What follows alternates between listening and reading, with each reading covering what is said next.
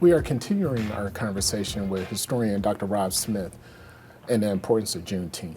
So there was talk a while ago that once the older white supremacists pass and die, that we could see some form of equality in this country.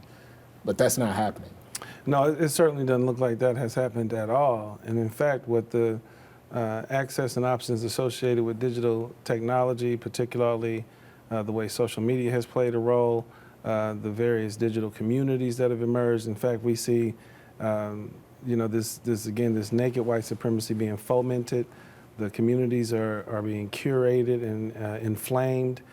So in some ways, we're seeing as aggressive and maybe even a more widespread and aggressive and abusive form of white supremacy taking place as a result of what the digital world is allowing to occur.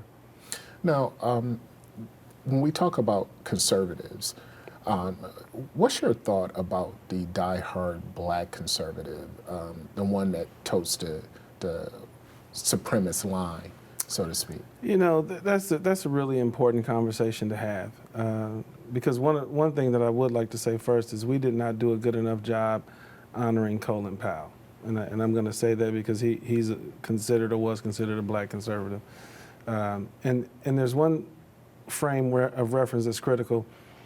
You can be conservative in the very traditional sense on political issues. That I think has its place in politics.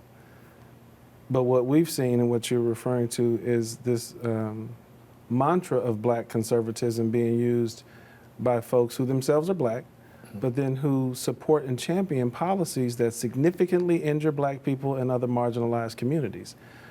That is a different problem.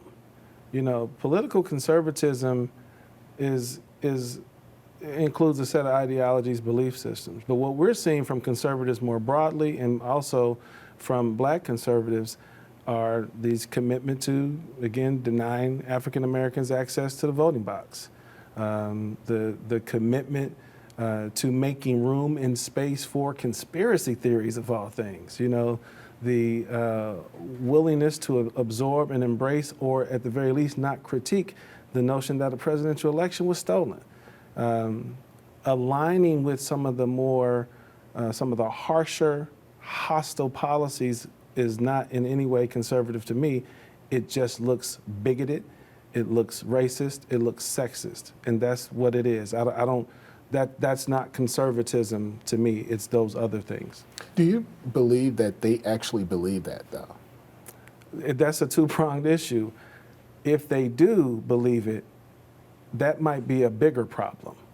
If they don't believe the stuff that comes out of their mouths, then it's political theater and it's had some success. Either way, it's deeply problematic.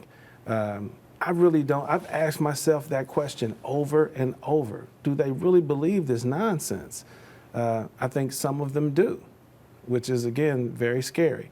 And I think others know that it's political theater. Changing gears a little bit. So Juneteenth was declared a federal holiday by President Joe Biden last year, 2 days before Juneteenth. Mm-hmm. And we've seen the companies try to monetize off of it. For instance, just recently, Walmart came out with a Juneteenth ice cream. But they pulled it after they caught some flack. Will we start seeing more companies try to monetize off of our holiday? Yeah, black culture has been commodified for a very long time, so we'll probably see more of that. One of the things, though, that we can remain very clear and confident in is that we're going to celebrate Juneteenth the way we want to celebrate it. Is going to be central and pivotal to the black community and allies of the black community in the ways that will be authentic and in the spirit of its origins, but then also thoughtful about what it still means and how it resonates today. But yeah, there will be cultural commodification. We know that. We've seen it, particularly as it relates to black culture.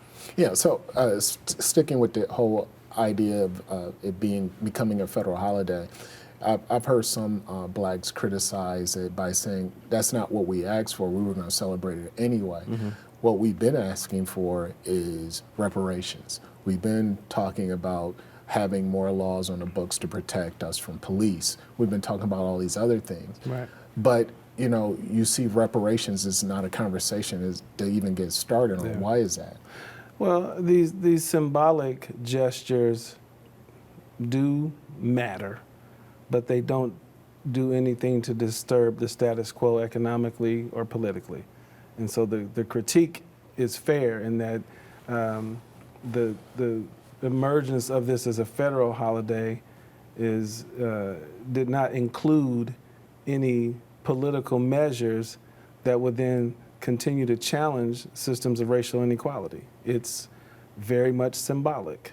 And at the very same time, that symbolism, we get to determine what's important. We get to determine the value of the symbolism of Juneteenth, and that's where we will, I think, always find the anchor, as again, folks who are members of the Black community and folks who understand the importance of the holiday who may not be members. My last question for you. This may be comparing apples and oranges, but when you look at what's going on in Ukraine and Congress passing billions of dollars to be sent there for aid for their war with Russia, that went through with no problems. But again, getting back to the issue of having a serious discussion about reparations for African Americans just seemed like it's going nowhere. Why? Is that apples to oranges, or? They're not. They're not apples to apples for sure. That's a set of conversations around our placement in the international community, the international political community. At a very basic level, though, there is, and this is where the language of white supremacy is really important at an academic level.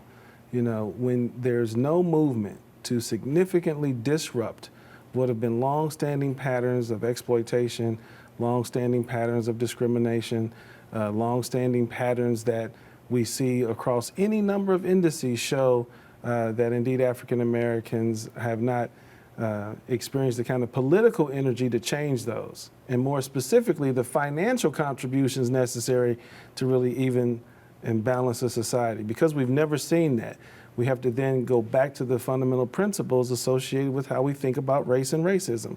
These are very clear, dare we say, permanent features of this society, which means we have to continually stay active and vigilant in pushing back against those systems. And so the fact that that reparations has gotten stalled, or there's not even a conversation about it, is very much a part of the American and America's political history. Well, thank you, Dr. Smith. Thank for you. this great Always. conversation. Appreciate it.